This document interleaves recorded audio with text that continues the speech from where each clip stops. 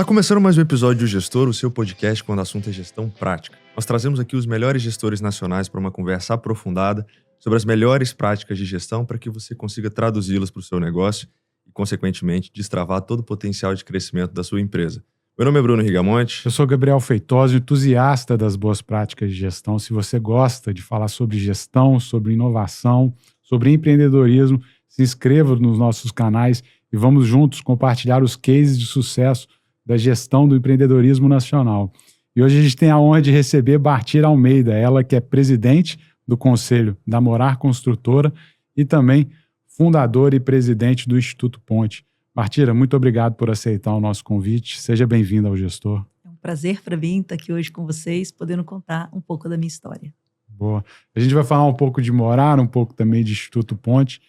Morar completou 44 anos e tem uma gestão, a gente estava conversando, né, uma gestão que veio se profissionalizando com estruturas do Conselho de Governança, com uma gestora executiva de fora da família.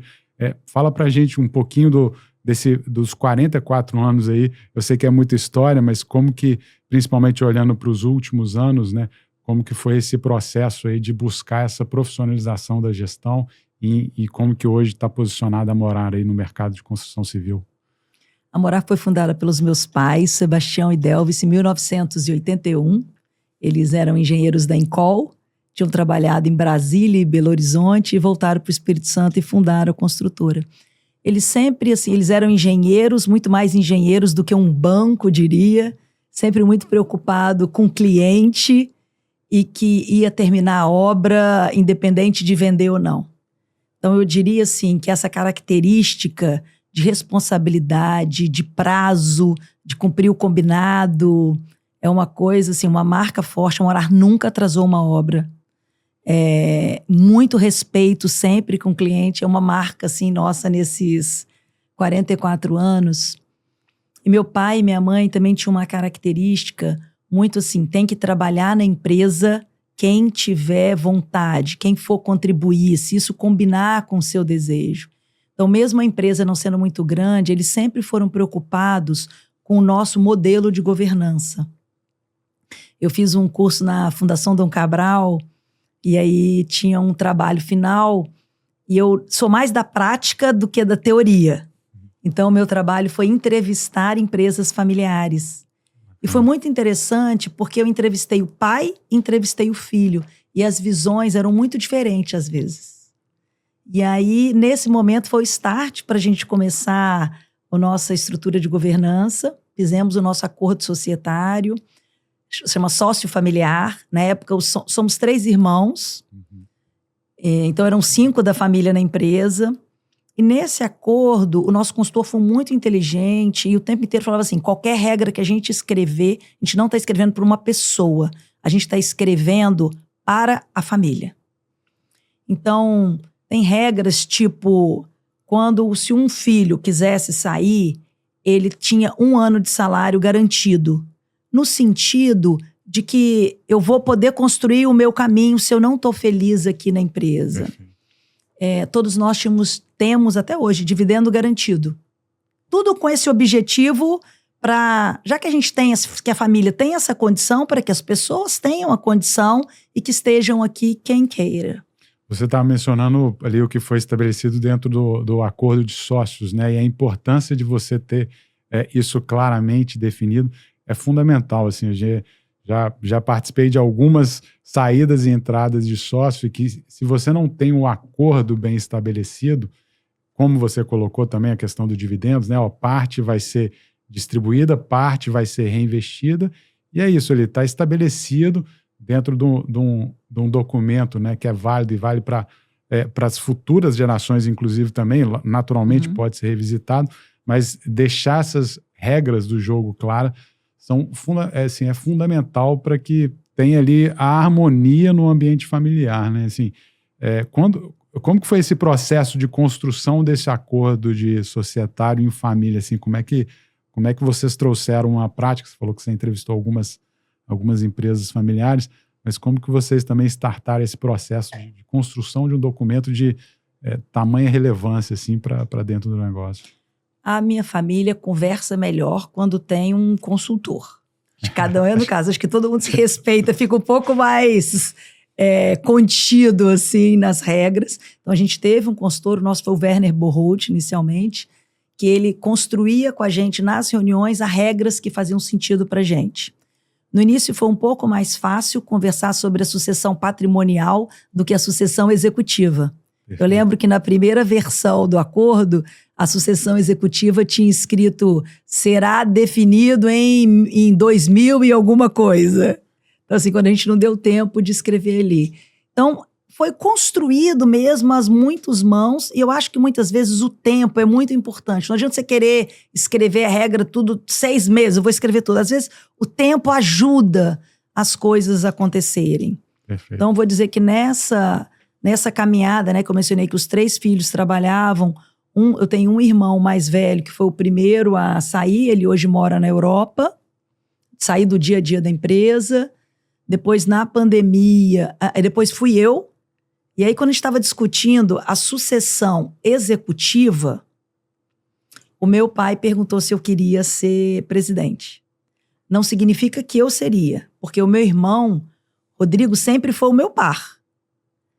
Mas papai foi muito inteligente, fez essa pergunta para mim e para ele, porque eu acho que ser presidente de uma empresa é muita dedicação, sabe? Eu sou aquele assim, você lidera pelo exemplo. E naquele momento ali, eu estava próxima dos 40, então quando eu pensei assim, o que eu quero para a segunda metade da minha vida, vamos produtivo até os 80, eu falo, eu quero construir uma outra história. Mas assim, é lindo falar isso, mas assim, eu já tinha dividendo garantido, as minhas contas, assim, eu não tenho tanta ambição material. Eu já tenho uma vida muito boa. Então você poder tomar uma decisão sem ter essa necessidade, assim. Então estava muito clara a regra para que cada filho, que movimento ele quisesse fazer. Foi muito importante para minha família isso. É interessante ver a sua fala, porque eu vejo que o indivíduo ele acaba tendo 3 momentos na vida, né? O momento em que ele tem a fase ali de aprendizado, em que ele consegue consolidar aquilo que talvez seja mais do seu interesse, as suas habilidades, aquilo que ele consegue gerar de valor no mercado. Um segundo momento é o que ele consegue extrair valor a partir do momento que ele também gera valor para a sociedade, para as pessoas, e consequentemente ele tem um crescimento. E um terceiro momento em que ele de fato consegue atingir todo o seu potencial de conhecimento, de relacionamento, de capacidade de fazer negócios, e que muitas vezes, a partir disso, ele consegue começar a retribuir também essas bênçãos que ele foi acumulando ao longo da vida, caso, obviamente, ele tenha seguido todos esses passos. Só que dentro dessa perspectiva existe uma ótica que a gente precisa colocar, que é, por exemplo, a questão do ego, né? Quando a gente tem uma empresa relevante como a Morar Construtora, em que você tem a possibilidade de assumir uma presidência de uma empresa com relevância nacional, dentre as 100 maiores construtoras do Brasil, uma empresa certificada ISO há tanto tempo, uma empresa, enfim, líder de mercado no Espírito Santo, reconhecida, por exemplo, pela Caixa Econômica, enfim. Existe ali quando você atinge essa maturidade, a possibilidade de você olhar para aquilo e falar, poxa, agora é a minha vez de assumir esse navio aqui e navegar ele. E, de certa forma, você olhou para isso e falou, poxa, eu quero olhar e ter um impacto de uma forma diferente, talvez de retribuir as minhas bênçãos de uma forma diferente, não necessariamente nessa plataforma que eu já tenho construída. Como que foi esse processo decisório realmente? O que você identificou? Quais eram as características que você olhou para si e que você identificou que talvez existia de lacunas no mercado e que, consequentemente, te fez olhar e começar a olhar para o terceiro setor como onde seria exatamente essa plataforma para você retribuir todas essas bênçãos? Eu não dei conta de fazer essa reflexão profunda toda no processo, não, tá? Eu só segui a vida sem muito refletir em que etapa eu estava. Sim. Mas, assim, contando a minha história, no processo de governança da sucessão executiva, cada filho teve um coach. E aí, quando eu comecei a coach, primeira vez ela me ouviu, aí na segunda sessão ela falou, Bartira, olha só, aqui nós temos são 10 sessões, nós temos que definir, você quer trabalhar você dentro da Morar ou você fora da Morar. Não dá para você ficar falando pós e contra de cada um. E aí, naquele momento, eu falei, vamos trabalhar fora, porque dentro eu já sei como é. E nesse trabalho todo que a gente fez, tiveram algumas dicas importantes que ela deu para mim. Primeiro foi, siga sua intuição. Eu sou engenheira, irmãos engenheiros, fui casada 2 vezes com engenheiros, meus pais engenheiros. Então, assim, intuição não é uma coisa forte na minha casa, não. A gente é bem mais racional. Então, ela ter falado isso para mim foi importante. Ela falou para mim assim, o que você quiser fazer, experimenta logo. Então, assim, eu, por exemplo, tenho um caso que eu experimentei um pouco ser consultora. Aí fiz um trabalho, e o meu trabalho, o cliente não andava na minha velocidade. Aí, quando eu voltava na outra vez, ele não tinha feito. Aí eu comecei a querer fazer o trabalho que eu não estava pago. Então eu falei, consultora não serve, eu gosto de botar a mão na massa. E uma outra coisa que ela falou que me chamou muita atenção foi assim, aqui dentro você não vai achar o que você vai fazer. Você é muito envolvida a namorar, você é muito dedicada a namorar e você não tem tempo para pensar. Porque eu achava que a minha transição tinha que ser mais suave. Porque quando os meus filhos nasceram, eu voltei logo a trabalhar, não é porque a morar precisava. É porque eu não aguentava ficar em casa só ouvindo choro de criança. Então, eu acreditei nela e segui esse passo de sair sem ter nada em mente. E o meu processo é muito de conversar com as pessoas. Eu converso com as pessoas e assim eu vou formando as minhas ideias. Eu conversei com pessoas que tinham feito mudanças na vida. E aqueles que trabalhavam no terceiro setor, que dedicavam boa parte, falaram que recebiam mais do que davam. Então, assim, como engenheira, essa equação de receber mais do que dava me agradava muito. Então, eu passo, assim, uns 2 anos, eu visito 42 instituições pelo Brasil. Achei as instituições muito mais sérias, de alma, do que, digamos assim, que é um senso comum que a gente ouve na mídia, muito trabalho sério, mas eu achei que tinha pouca gestão, menos do que eu imaginava. Ia num trabalho maravilhoso, tinham feito uma rifa, estavam reformando o banheiro, mas mês que vem não tinha dinheiro para pagar a conta de luz. Aliás, essa parece ser quase ocorre com muita frequência das instituições do terceiro setor terem dificuldades financeiras, né? Assim, falo de eventuais asilos, etc., que você sabe que a história para o funding dele é muito difícil, né? Então, essa é uma dor do terceiro setor bem latente, né? Você concorda? Você tem essa visão também? Ou... A minha função hoje, Gabriel, mesmo, o que eu faço mesmo, é sou pedinte ambulante. Passo o dia inteiro pedindo alguma coisa, ou uma parceria, ou estou pedindo dinheiro, ou estou pedindo uma vaga na escola, ou um palestrante para um evento. Então, a gente no Instituto Ponte não tem nenhum recurso público. Uhum. Não tem nenhum incentivo no Brasil para educação. Só tem incentivo cultura, Lei Pelé, cultura, Lei Rouanet e esporte, Lei Pelé. Então, assim, eu estou trabalhando com recurso que não é incentivado. Então, assim, você está o tempo inteiro se vendendo resultado ONG de alguma forma.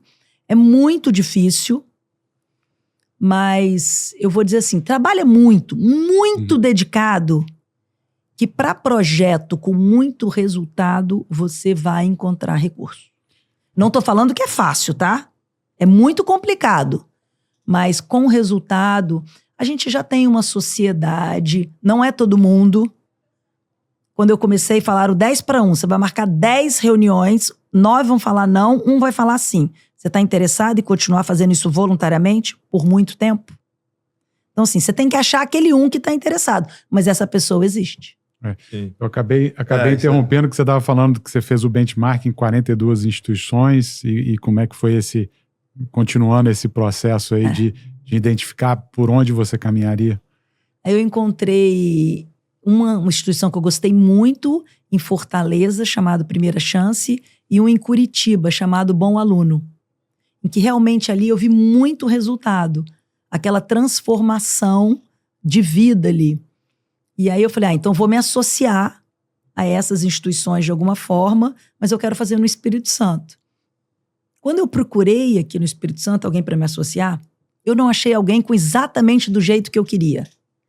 Eu via o trabalho social igualzinho eu vejo uma empresa. Meta, resultado, essa sou eu. Eu sou movida a resultado. Aí eu falei, bom, se não tem do jeito que eu quero, só tem um jeito, preciso fundar uma. Então eu saio atrás de algumas pessoas para fundar o Instituto Ponte comigo. E aí em 2014 fundo o Instituto Ponte com o propósito de ascensão social em uma geração pela educação. E assim, não sei se vocês sabem, segundo a OCDE no Brasil, são 9 gerações para a pessoa mais pobre atingir a renda média do brasileiro. E no Instituto Ponte a gente faz isso em uma. Então, assim, quando você encontra um propósito, você encontra um resultado muito claro, isso é o que me faz ser a pedinte ambulante. Eu estou pedindo para o outro e isso, para mim, faz muito sentido. Eu tive a oportunidade de estar presente no Ponte Day e uma fala para mim que foi muito marcante sua, eu acho que seria bacana se você pudesse compartilhar com a gente, é que você foi perguntar para o seu pai, talvez ele o que você deveria fazer, e ele te deu uma resposta e você foi perguntar para outras pessoas fora do seu contexto familiar e te deram talvez ali uma outra resposta. Como é que foi essa história aí? Eu não sei exatamente qual parte você está falando, mas tem uma história que é marcante, que é com a minha mãe. Uhum. Depois você me ajuda. Sim. É que quando eu falo para ela, então, que eu vou sair da Morar e eu vou trabalhar voluntariamente no Instituto Ponte, ela fala assim, que você está procurando problema na vida que você nunca teve. Porque você não entende nada de educação e você não entende nada de social. E eu falei, e ela falou, mas da sua vida você tem o direito de fazer o que você quiser. Porque da minha vida eu fiz o que eu quis. Então essa fala para mim é muito marcante e é muito a minha mãe. Cada um é livre para fazer as suas escolhas com as suas consequências. E se for coerente, ela vai apoiar. Então assim, quando eu fundo o Instituto Ponte no início, eu tinha muita preocupação em não associá-lo a Morar. Porque era uma decisão da Bartira. Eu tinha medo das pessoas acharem que era o instituto da empresa e aí ninguém engajar no projeto. Então, assim, no início nem tinha logomarca Morar e nada, embora Morar sempre me ajudou de diversas formas. Sim. Mas eu não sei se é essa... Até mesmo para contextualizar para o nosso público que está nos ouvindo, né? O Ponte Day é um evento organizado, né, pelo Instituto Ponte, em que vocês tiveram a oportunidade de mostrar muito dos resultados, né, ao longo desses 10, 11 anos? 11 anos agora. 11 anos de instituto. E obviamente, de olhar para o futuro, né? Então, acho que o ponto que eu estava puxando é que uma pessoa de fora, você até agradeceu lá no dia, que falou, poxa, vai, segue em frente. E talvez ali aquilo te trouxe uma visão interessante, né? A pessoa falou assim, olha, eu preciso de tanto para começar aqui com tantos alunos, aluno. Aí ele falou, eu te ajudo com 10 alunos, uma coisa assim.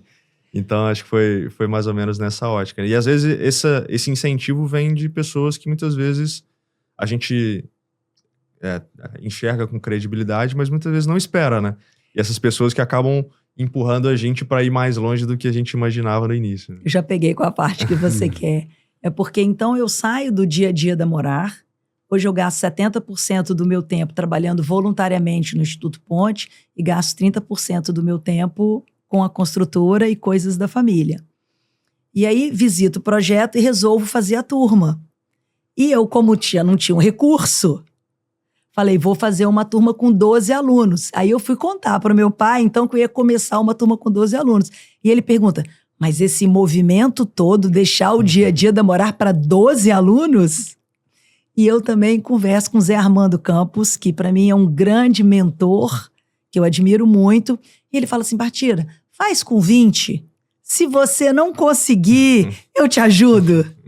Então, assim, naquele momento ali foi muito importante. E a gente faz a primeira turma com 19 alunos, com esse empurrãozinho que ele deu aí nessa fala me apoiando. Bartira, acho que vale a pena a gente explicar melhor, apesar de boa parte dos ouvintes conhecer o Instituto Ponte, mas qual que é realmente ali o objetivo, né? O que faz o Instituto Ponte, enfim, se você puder explicar para a gente como que é a atuação do Instituto. O Instituto Ponte hoje tem 360 alunos. Nós temos alunos oriundos de 12 estados do Brasil. E o que a gente faz basicamente, eu quero fornecer para o aluno do Instituto Ponte o mesmo que eu forneci para os meus filhos. Como que funciona? A gente é olheiro dentro das escolas públicas. Então, a gente procura aluno inteligente, que tem garra, renda no máximo de um salário mínimo e meio per capita. Então, tem uma seleção super criteriosa. A nossa última seleção foi 20 por 1. Identificamos o candidato. E aí nós vamos primeiro trabalhar com eles um pouco de sonho. Porque na casa dele, muitas vezes, ninguém tem um curso superior. Ele é um menino muito talentoso, muito inteligente. Mas ele não imagina que ele pode estudar em São Paulo de graça. Ele não imagina que um dia ele pode virar um médico. Então a gente começa a falar para ele que o mundo também é para ele. A gente vai construindo e junto à autoestima dele. E aí no ano seguinte ele pode ser transferido para uma escola particular. Os principais parceiros do Instituto Ponte são as instituições de ensino, que o nosso aluno estuda com 100% de desconto na mensalidade. E pode ser uma universidade de Ponte de São Paulo, INSPER, Intel. Hoje a gente também tem aluno na USP, no ITA, como pode ser aqui Leonardo da Vinci, Darwin. Temos escolas em 10 estados de parceria. E a gente, então, essa educação matemática, português, passa a ser com a escola. Mas a gente continua trabalhando com o aluno a autoestima. Cada aluno do Instituto Ponte é muito sortudo. Ele tem uma inteligência acima da média e ele estuda num lugar que ninguém do bairro dele estuda. E a gente trabalha fortalecendo. Você é filho de manicure, você é filho de um motorista de ônibus, mas você tem orgulho dessa história.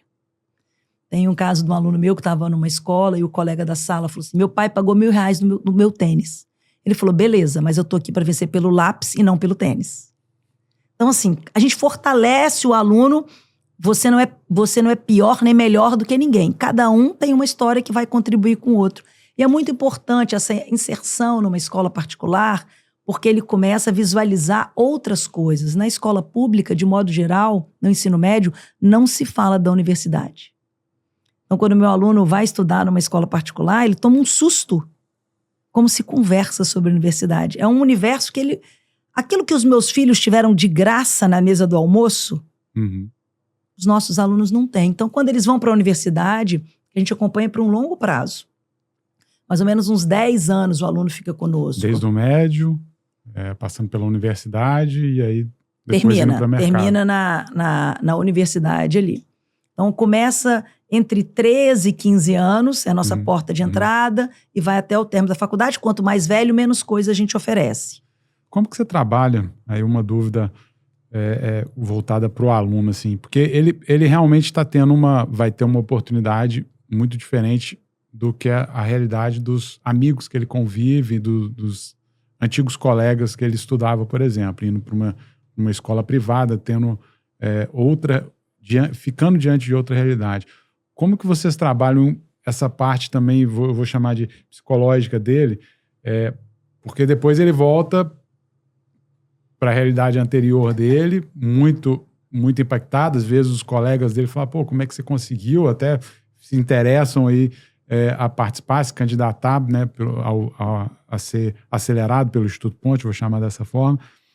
Mas como que é essa relação também desse aluno que sai ali de uma escola pública, eventualmente, vai para uma escola privada, como que você trabalha a cabeça dele também, para que esse sonho dele, né, também não seja moldado ou achatado pelo eventual ambiente que ele conviva anteriormente ou que ele conviva no bairro dele. Como é que funciona isso? É muito do que eu falei aqui anteriormente aqui, né? Primeiro, a gente conversa o quanto ele é capaz. É impressionante como as pessoas não acham que aquele mundo é para eles. Então, a gente tem que trabalhar muito a questão de sonho, uma questão de oportunidade, isso é muito fundamental.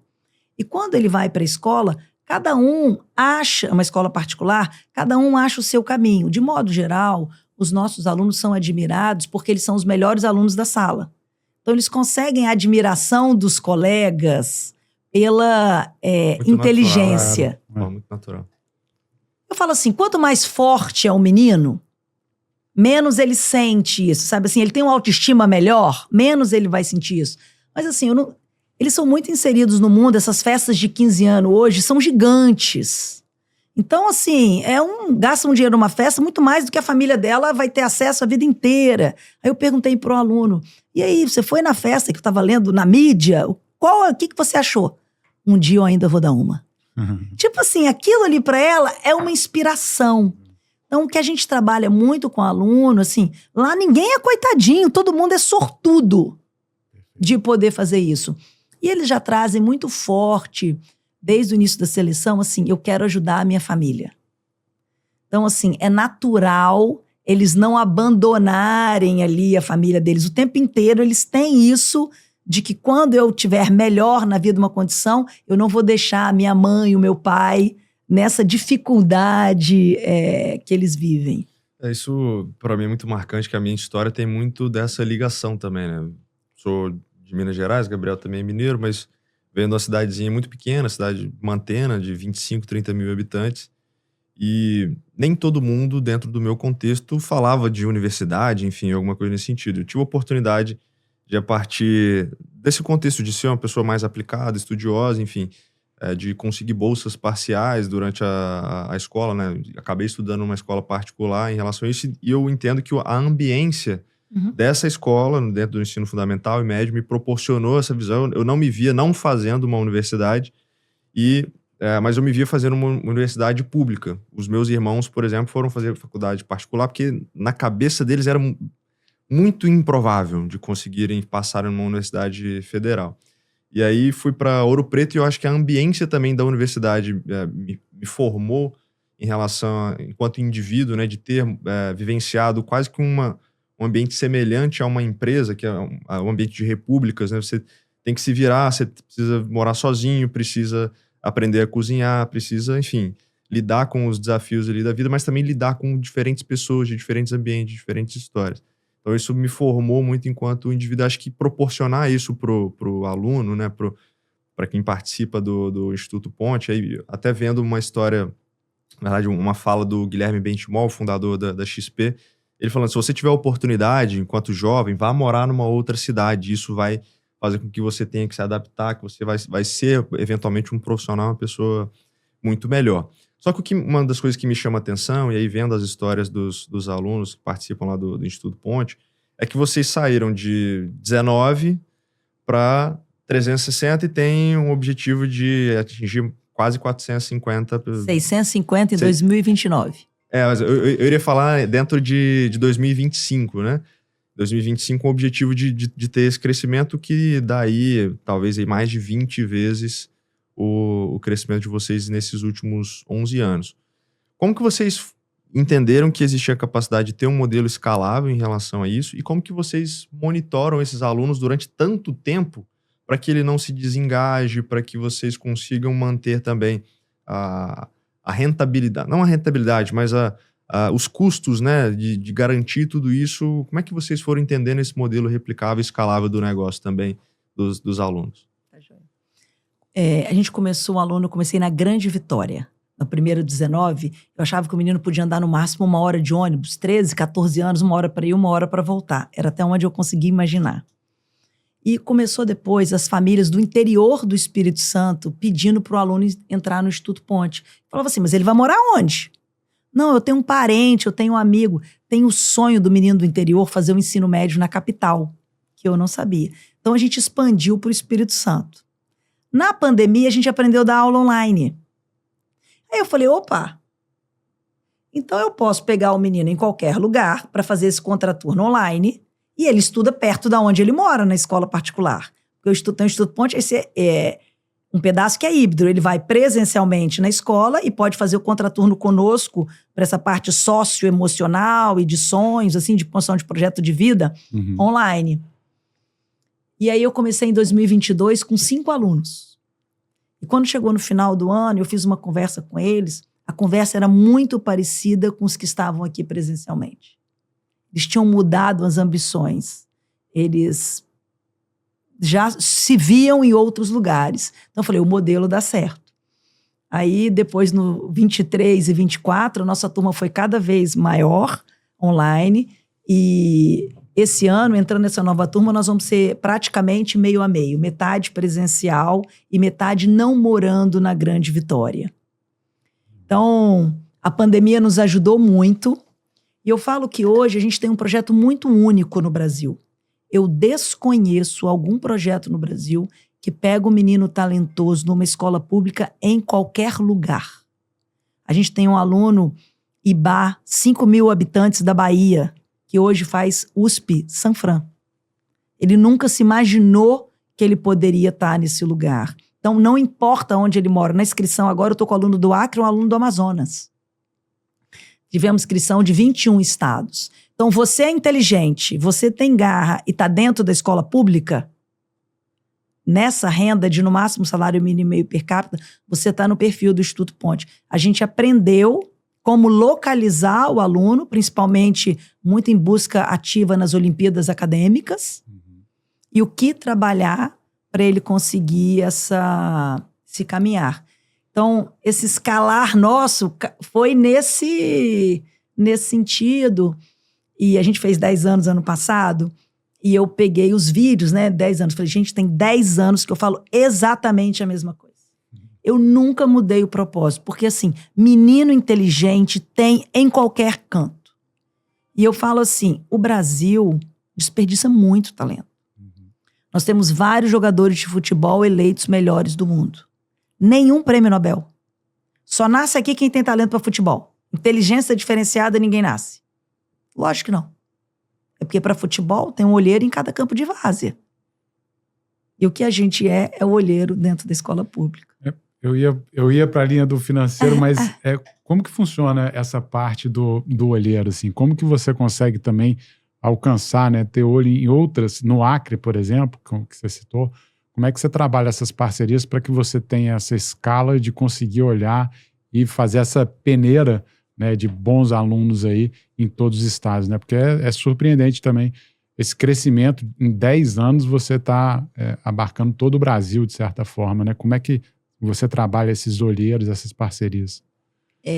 Essas Olimpíadas Brasileiras, o BMEP, de matemática das escolas públicas, é maravilhosa. Identifica os alunos que têm uma inteligência diferenciada. E eu brinco que a gente é Sherlock Holmes, porque é público, está no site. João estuda na escola tal entre a 7ª e a 8ª série.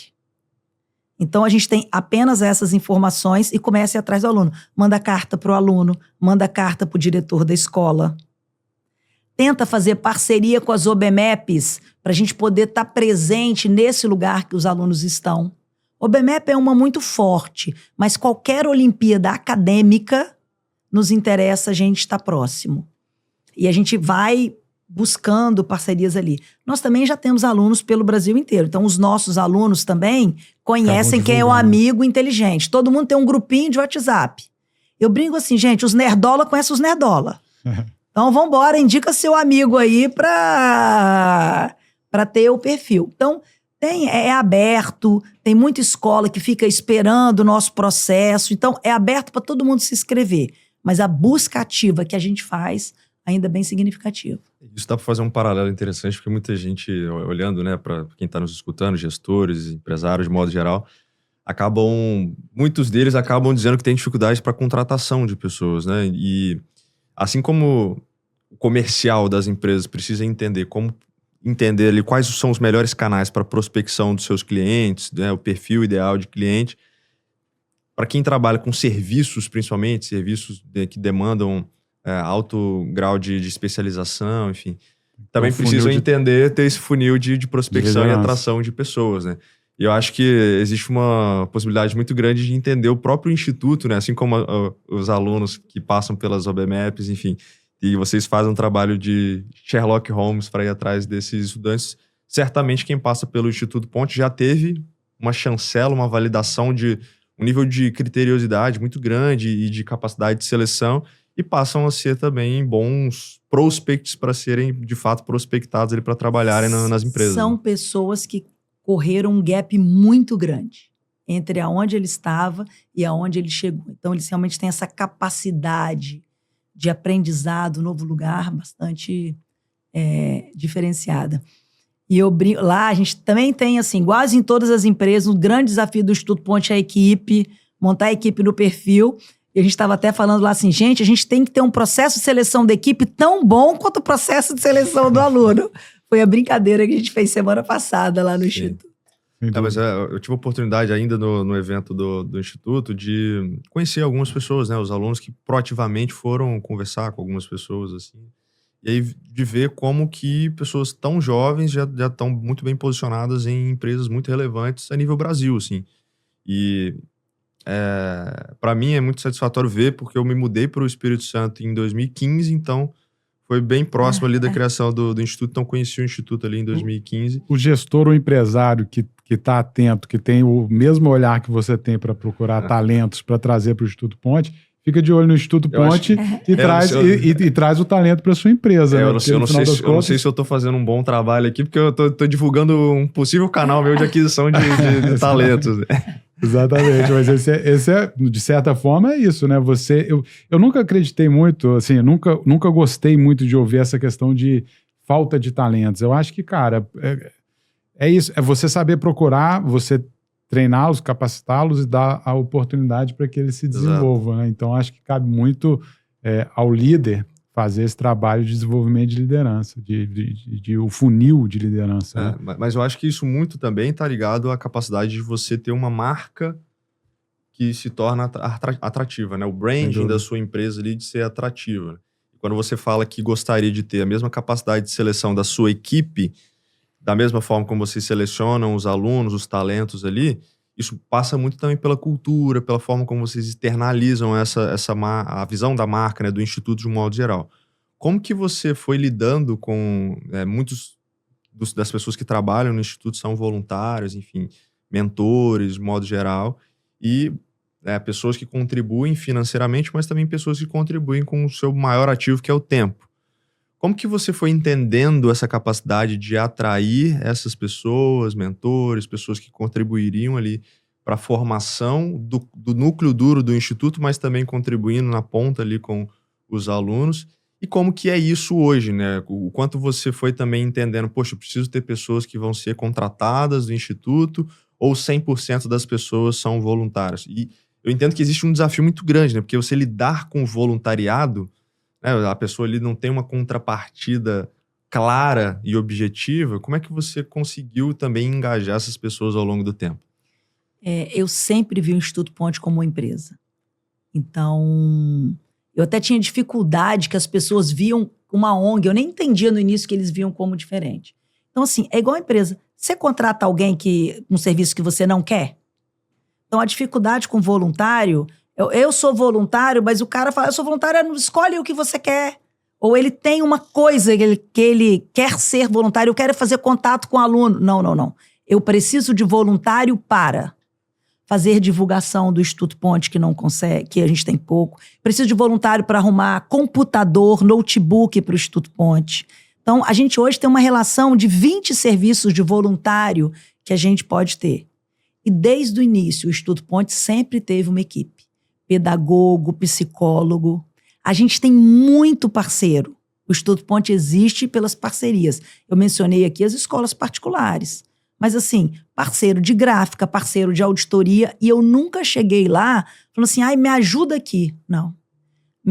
Eu estou te dando uma oportunidade de participar de um projeto muito legal, com resultado. Você quer participar comigo? Mas o que ele vai oferecer para mim no material da gráfica é o mesmo material que ele oferecia para morar. Então, eu nunca tive a cultura de dar o que sobrou. É dar o seu melhor. Então, essa sempre foi a minha cabeça, assim, é um projeto maravilhoso. E somos nós, os ricos, que temos condições de melhorar o Brasil. Não é aquela pessoa que mal tem o que comer, não é ele que tem condições de fazer. Nós somos os sortudos de poder ajudar alguém. É você entender o mundo, assim, eu tive a sorte, porque se eu tivesse nascido a 30 minutos de onde eu nasci, provavelmente eu não estaria aqui. Porque eu não teria tido essa vivência, eu não teria tido a escola que eu tive.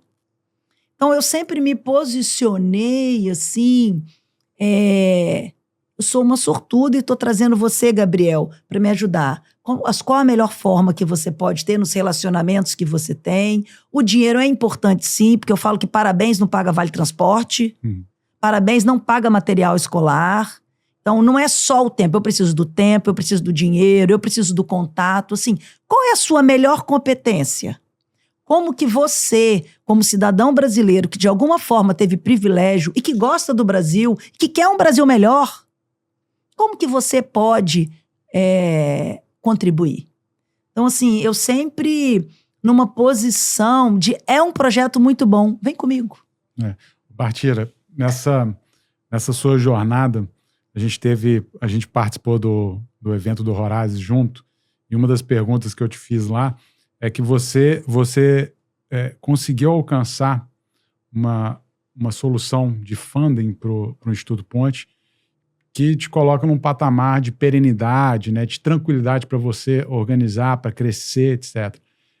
A gente também é egresso do Instituto Líderes do Amanhã, que também conseguiu galgar esse caminho, né? O Instituto Líderes do Amanhã hoje tem um fundo de endowment, por exemplo, que permite ele, inclusive, rodar se os mantenedores, por algum motivo, deixarem de pagar. E, como a gente estava falando, muitas das instituições vão ter as dificuldades e o limitante do financeiro, né?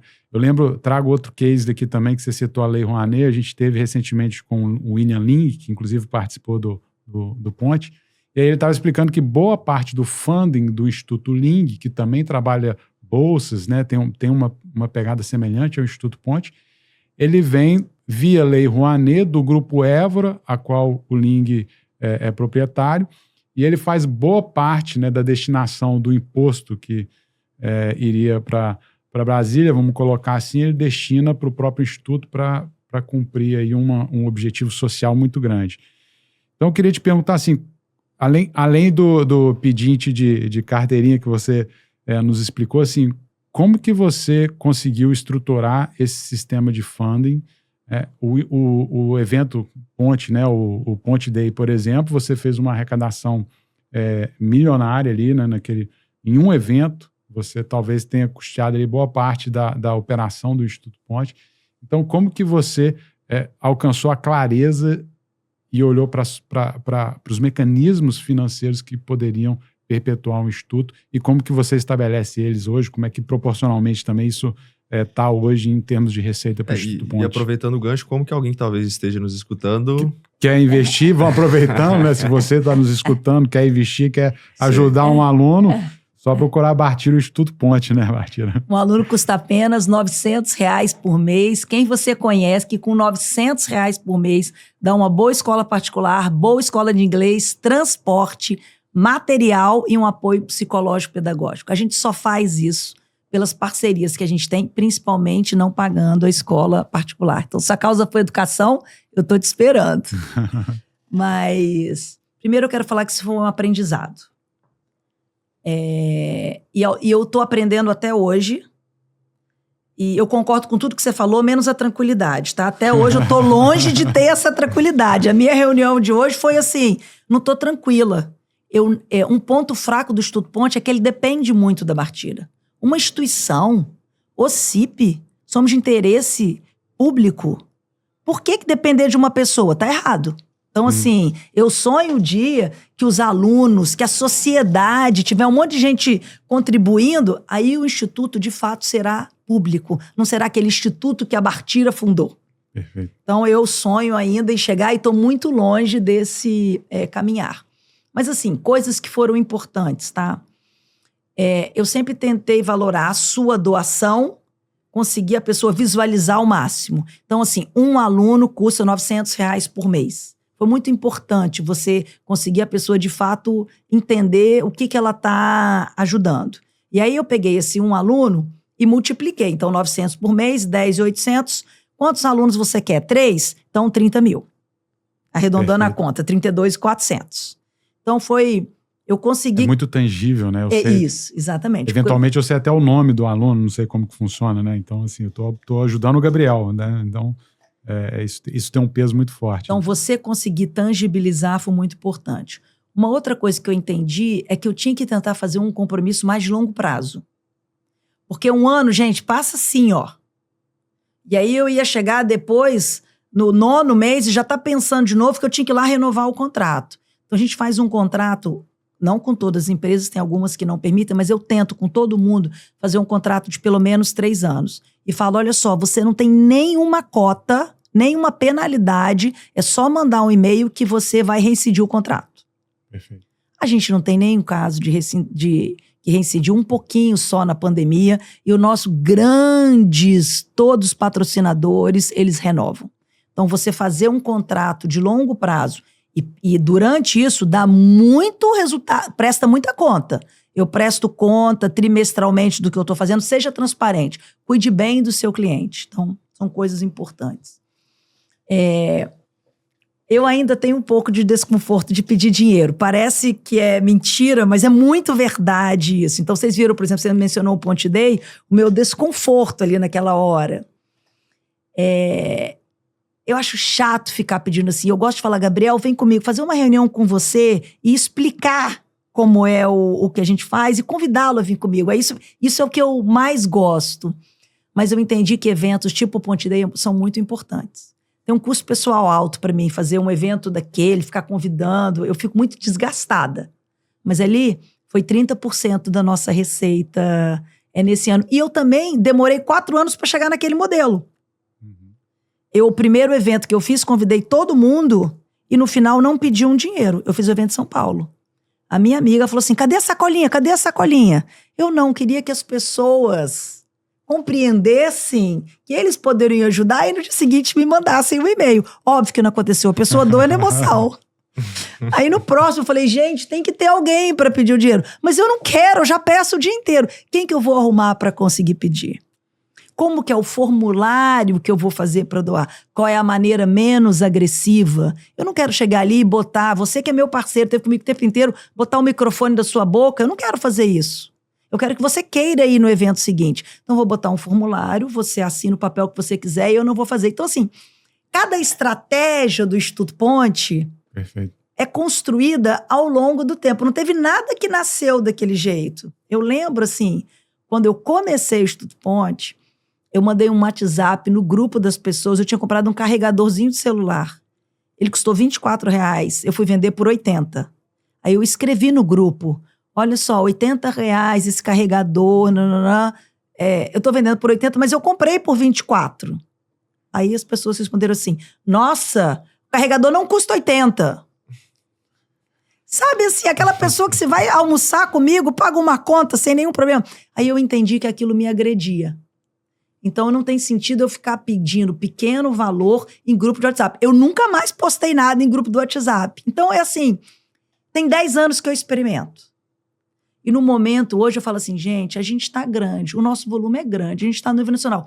Como é que eu consigo fazer parceiras mais estratégicas?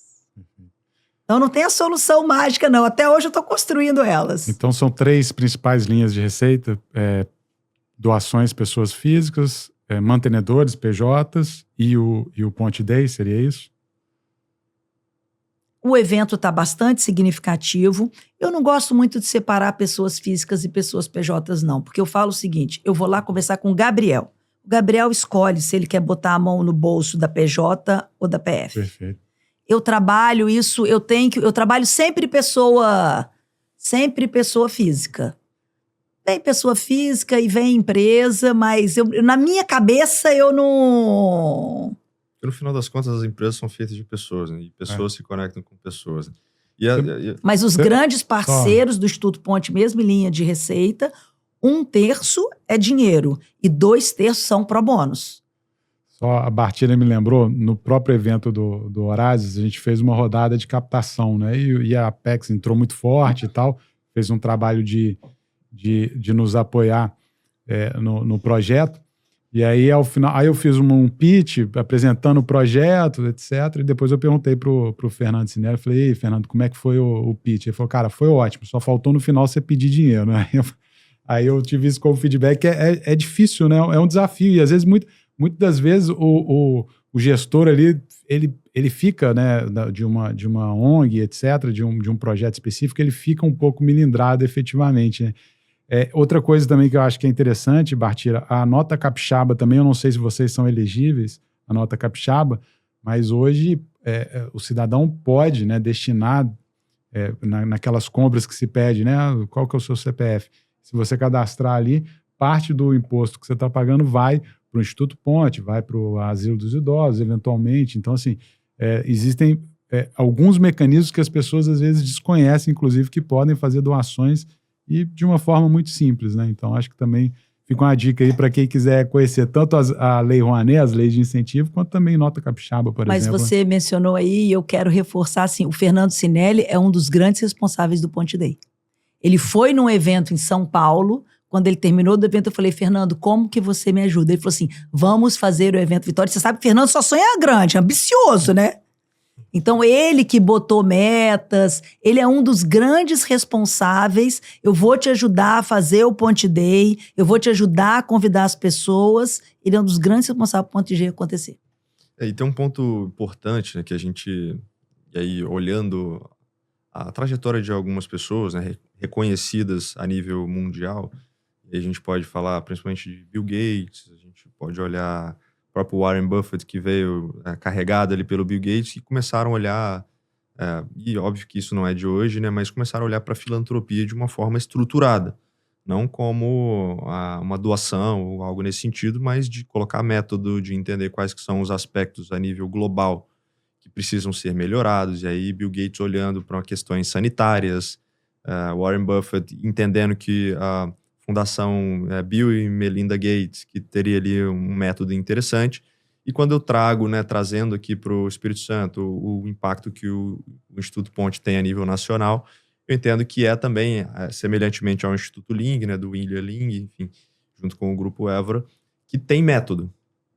Como que você olha para pessoas ou famílias que têm aí grandes patrimônios também? Como é que é esse tipo de abordagem com esse perfil de pessoas?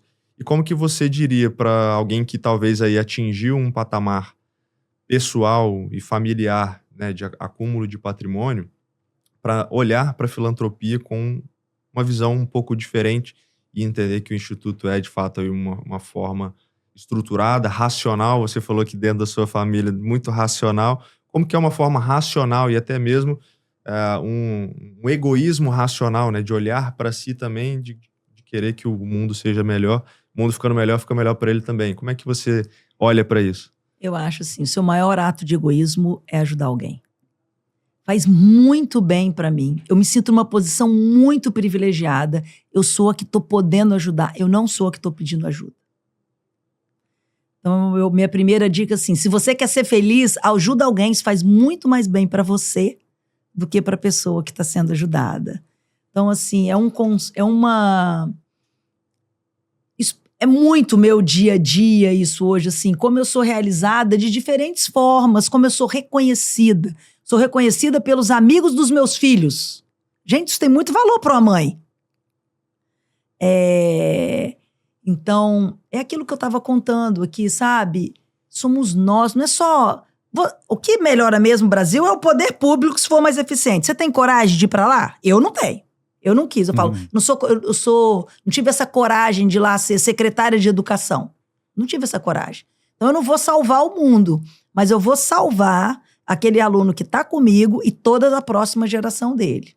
Então, assim, quanta gente que está ouvindo que pode ter a chance de fazer esse Brasil melhor. Esse Brasil é maravilhoso. Está na nossa mão. Para de reclamar que a educação é ruim. O que você pode fazer para ajudar? Eu não tenho funcionário. Não tem mão de obra. O que você está fazendo ajudar para ter a mão de obra da sua empresa daqui 10 anos? Gente, 30% dos jovens são nem trabalham, não estudam. E ninguém fala sobre isso. E você está fazendo o quê para melhorar isso? O que você pode fazer?